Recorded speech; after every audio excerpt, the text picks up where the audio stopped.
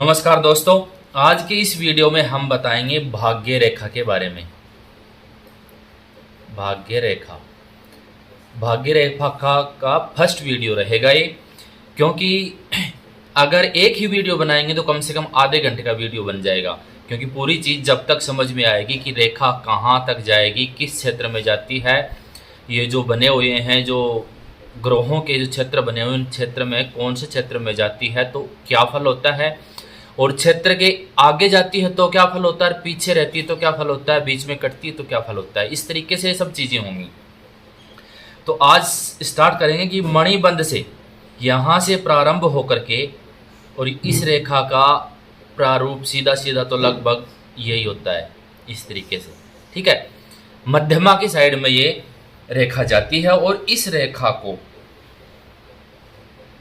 भाग्य रेखा, और जो अपन बोलेंगे कि जातक के भाग्योदय, धन लाभ, राज्य सुख आदि चीज़ों के बारे में, इस रेखा के बारे में पता लगेगा।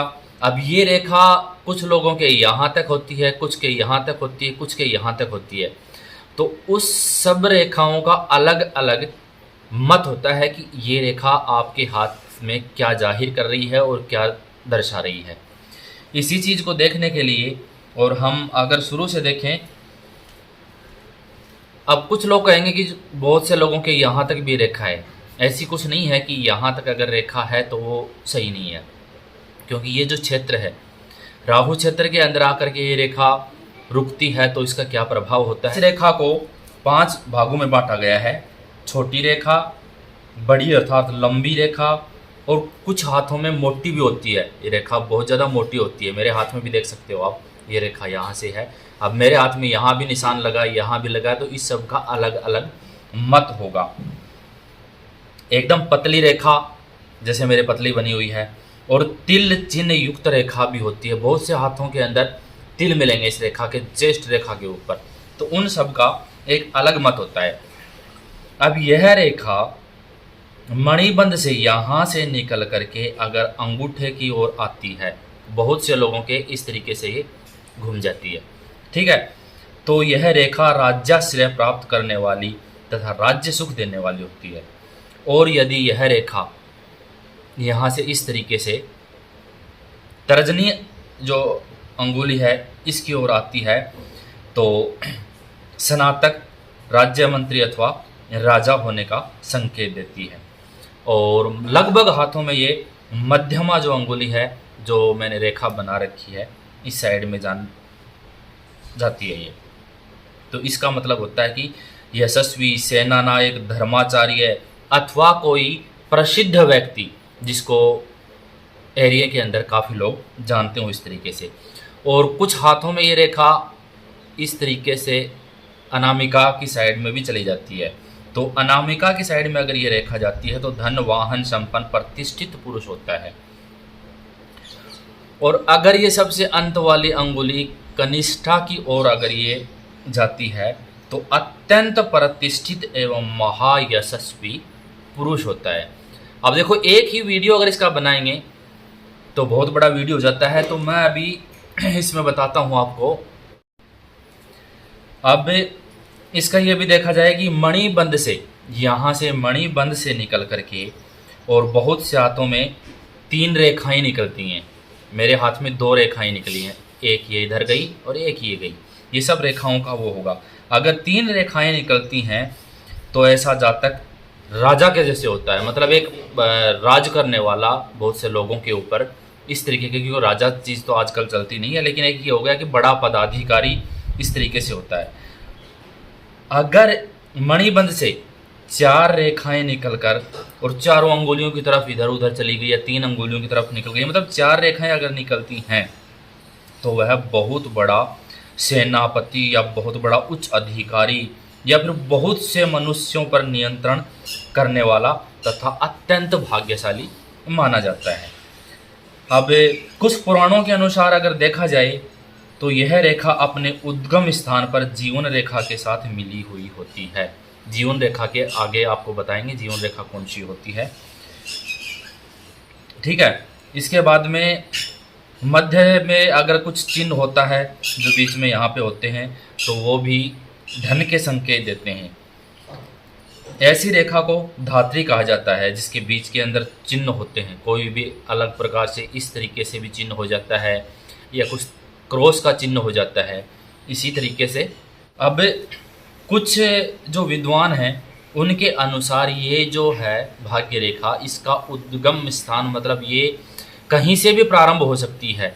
यहाँ से, यहाँ से, यहाँ से, किसी भी साइड से ये प्रारंभ हो सकती है।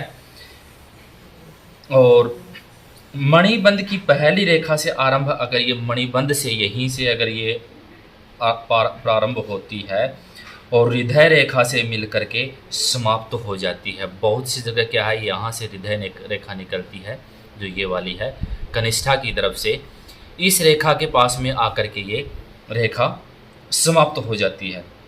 अगर ये यहाँ पे समाप्त होती है तो ऐसा जो जातक है उसको प्रेम संबंध के कारण जीवन भर कठिनाइयों से जूझना पड़ता है। ठीक है।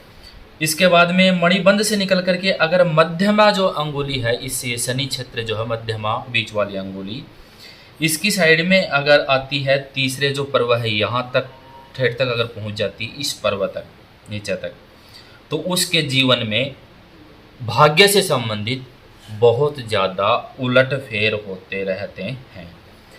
और मणिबंध से कुछ हटकर, इससे कुछ हटकर हथेली के निम्न भाग से आरंभ हुई हो, जैसे यहाँ से स्टार्ट हो जाए। ठीक है। अगर यहाँ से स्टार्ट होती है तो उसका जातक का स्व परिश्रम से ही भाग्य बनता है। जितना वो परिश्रम करेगा, जितनी मेहनत करेगा, अगर अच्छी मेहनत करता है तो अच्छा भाग्य बनता है। मध्यम, वो तो मेहनत के ऊपर निर्भर हो जाता है।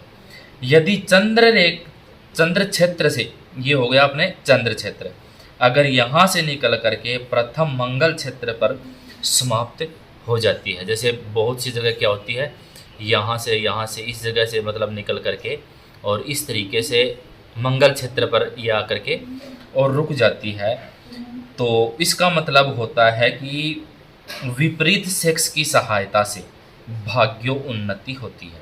मतलब पुरुष को अब उसकी पत्नी के सहायता से और स्त्री को उसके पति की सहायता से भाग्य का निर्माण होता है। सीधी सी बात यही मानी जाती है। और ऐसी रेखा जिनके हाथ में होती है, स्त्री का विवाह है, अगर किसी स्त्री के ऐसी रेखा है तो उसका विवाह है बहुत ही अच्छे पैसे वाले घर में, उच्च परिवार के अंदर उसका विवाह होता है। और यह रेखा शुक्र क्षेत्र से निकली हो, यहाँ से भी कुछ हाथों के अंदर, मतलब हर तरीके के हाथ देखेंगे तब पता लगता है कि अगर इस क्षेत्र से ये रेखा निकलती है तो उसका जो है भाग्य सगे संबंधियों या रिश्तेदारों की सहायता से, मतलब कोई बिजनेस के अंदर पार्टनरी हो जाए, या फिर वो किसी व्यवसाय के अंदर बताएं कि आप ये व्यवसाय करो, आपके लिए बहुत अच्छा होगा। इस तरीके से रिश्तेदारों के द्वारा ही उनका भाग्य उज्जवल होता है। और जीवन रेखा से मिलकर अगर शनि क्षेत्र पर पहुंची है तो स्व उद्योग में भाग्य उन्नति होती है। अगर यहाँ पे पहुंचती है तो उसका जो खुद का जो उद्योग होते हैं, निजी व्यवसाय, उनके द्वारा उसका वो होता है। तो चलो आज का ये वीडियो इतना ही बनाते हैं। इसके बाद में कल आपको इसी रेखा के बारे में, कि ये रेखा यहाँ से स्टार्ट होती है, इस तरीके से जाती है, 5-7 वीडियो आपको देखने पड़ेंगे, तभी आपको समझ में आएगा आपके भाग्य रेखा के बारे में। बाकी और वास्तु से संबंधित या हाथ से संबंधित आपको कुछ भी पूछना है तो आप हमारे पास में अपने हाथ का फ़ोटो भी भेज सकते हैं, जिसके द्वारा आपको बताया जाएगा कि भाई किस तरीके से फ़ोटो ली जाती है और किस तरीके से भेजी जाती है। वो कमेंट करके आपको बताना होगा। तो चलो आज का वीडियो करते हैं यहीं पे पूरा, मिलते हैं अगले वीडियो में।